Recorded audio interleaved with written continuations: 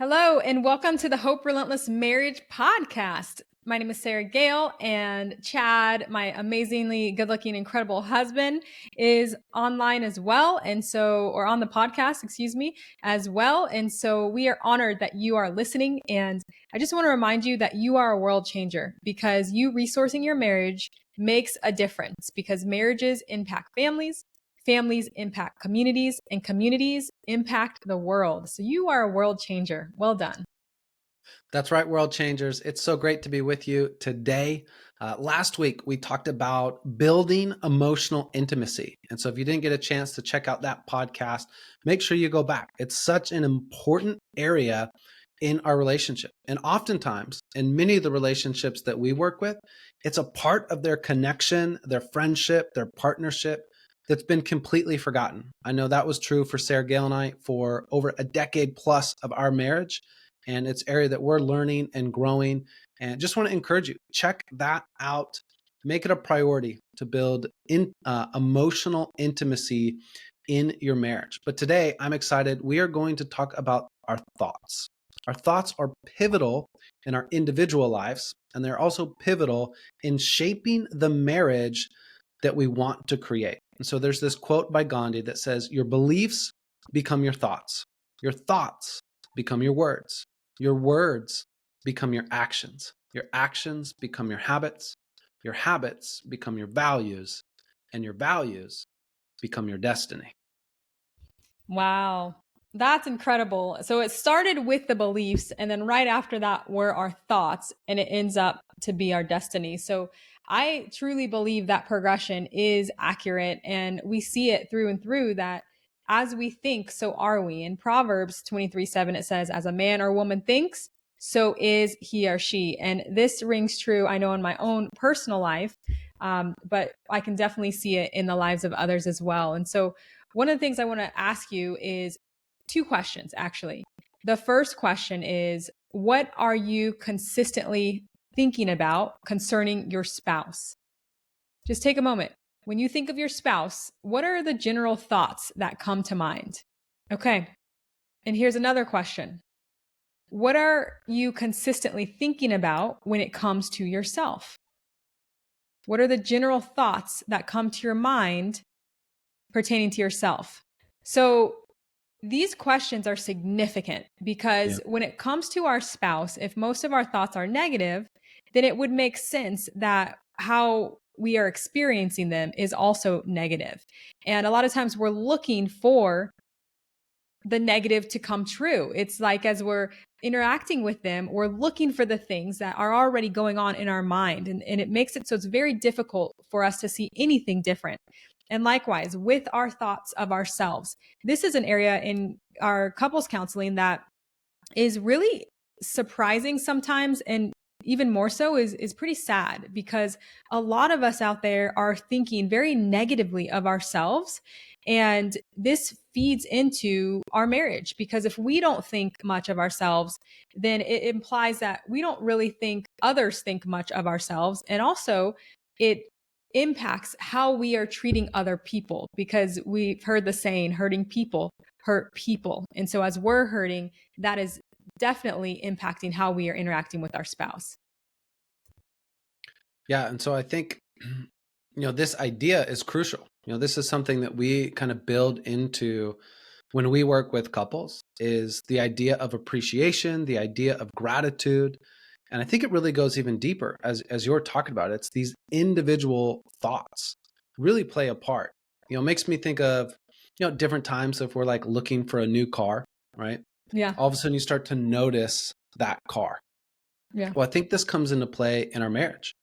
If I am thinking about you being selfish, right? Then throughout the day, I'm going to notice or pick up or interpret actions as selfish, essentially to support the thoughts that I already have. On the other side, if I think of you as generous and supportive and kind and encouraging, then throughout the day, those thoughts are going to be reinforced. And the reality is there might be different moments throughout the day that somebody could point to, oh, maybe that was a selfish moment or that was a generous moment. And so the important thing is what we're focusing on. And I think here, our thoughts are like a radar that help determine what it is that we think on. And so I want to share, what do we do when our thoughts are no good? Right? What do we do when we've had a pattern and a habit? And I think part of it is recognizing we've had a pattern and a habit, and it's going to take some time and some intentionality for things to change. Even big picture, when working with couples, I'm always blown away at how fast some couples can completely change the environment of their home. But it's always connected to the couples that learn, that apply, and that change up the way that they've been approaching each other, essentially increased intentionality. And some of it comes down to these thoughts. And so I even think about, for us as Christians, there's a portion of scripture in 2 Corinthians chapter 10, where we are encouraged to take every thought captive. And so some of it is this increased awareness where we can take inventory. What is it that I'm thinking about myself? And what is it that I'm thinking about my spouse? Those exact two questions that you asked. Those questions can be something that we just move past as insignificant, or we can really reflect, take out a piece of paper, take out our phone, and over the next week, really start to take an inventory. What are my thoughts? What am I thinking about myself? And what am I thinking about my spouse? And then I think the second thing, when we can get an accurate inventory, it'll just determine, well, where are we, right? If my thoughts aren't good, if my marriage isn't good, well, let me figure out where I am. And then another powerful principle in Romans chapter 12 is this idea that we will be transformed by the renewing of our mind. So once we can identify what our current thoughts are, it positions us to think through, well, what is the opposite? For us, what are the opposite promises or encouragement or direction that God has for us as it relates to our thoughts? But it's important that we don't skip the very first step, because now we're just kind of shooting in the dark. We have no target. We have no direction. And so I really want to encourage you, as you're listening to this, take these questions seriously, because you matter and your marriage matters. And these can be some simple but powerful steps to start changing the momentum and the trajectory of your thoughts about yourself and your thoughts about your spouse. So good. Wow. This is a very crucial topic, because our thought life is very much, it can literally create an amazing marriage, or it can keep us trapped in a marriage that we're not happy with at all. And it reminded me, when you were talking, Chad, it reminded me actually of a couple that I have. And the wife showed up one session, and she's just like, or actually both of them, they're like, we had a great week this week. It was incredible. And I was like, oh my goodness, that's amazing. I'm so happy for you guys. Like, what do you think changed? What was different? And the wife just said, you know what? I started to think about things differently. And I was like, what do you mean? And she's like, well, I was focusing on everything that wasn't going well. And I decided to just think about the fact that he's here. We're working on it. And day by day, we're learning new things. And I was just like, oh my gosh, that's incredible. I was like, okay, well, we're all done here. My work is done. My work is done here. It was incredible, because nothing necessarily changed in the situation that she was in the circumstance, but everything changed because her thoughts about it changed. And so I want to read another scripture. The Bible really has a great outline when it comes to our thought life. So there's a lot here, because God knew. He created us. He knew that this was going to be something that we struggled with. And before I read the scripture, I'm just reminded, and this wasn't even something I was planning on saying, but I have really struggled with my own personal thought life, because a lot of my thoughts I kind of analyze, psychoanalyze, and very much full of assumption and kind of plagued with low self-esteem, and all those things together have created a perfect storm for me. And I remember Chad at different times would encourage me to really take captive those thoughts, because what happens is I would have these incompleted loops. Like, I would be thinking about things, but then I would never address them and stop and look at, okay, well, what is actually going on here? And what is the solution? I would just think about it. It would concern me. It'd bother me. And then I would go think about something else. So I had all these incompleted loops in my mind. So this is an area that is very, very close to home for me. And I've seen be incredibly impactful in the couples that we work with. So a verse I want to share is in Philippians 4:8, and it says, "Finally, brothers and sisters, whatever is true, whatever is noble, whatever is right, whatever is pure, whatever is lovely, whatever is admirable, if anything is excellent or praiseworthy, think about such things." Chad, I'll pass it off to you because I feel like Yeah. I just talked I a mean, lot. yeah. It's such a powerful verse. And I think similar to the questions you asked earlier, I think we can mistake simple for not powerful. And Yeah. so, and I think also sometimes we can confuse simple and easy. Taking captive our thoughts daily and thinking about whatever is noble, whatever is right, whatever is pure, that is a habit. Mm-hmm. And so, Mm-hmm. but it takes a level of intentionality and a commitment. And so I'm going to go out on a limb here and ask, if you're listening to this, will you do yourself a favor? Will you give yourself the gift of your future thought life by making a commitment to take inventory of your current thoughts and then find the contrast, find the positive, live out this Philippians 4:8. It's not going to be perfect all the time, but what we see over and over and over is baby steps eventually lead to massive momentum. And so I feel like Good. we've been experiencing this in our own marriage. It's the baby steps of consistency, of date nights, of daily appreciation, of working through communication, of emotional intimacy. It's all these little micro moments that by themselves aren't that significant.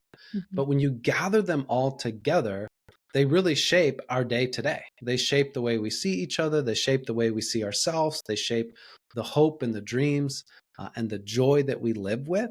And so this kind of dynamic of these little thoughts matter.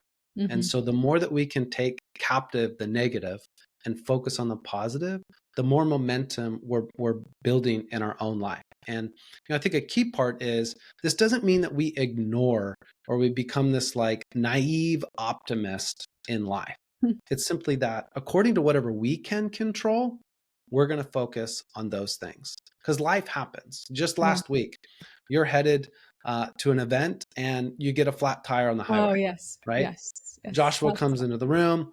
And next thing I know, like it wasn't what we planned for the day, right? We don't plan some of life's challenging moments, or in this case, it really was just an inconvenience. Yeah. But in the midst of that, I get to choose what am I focusing on?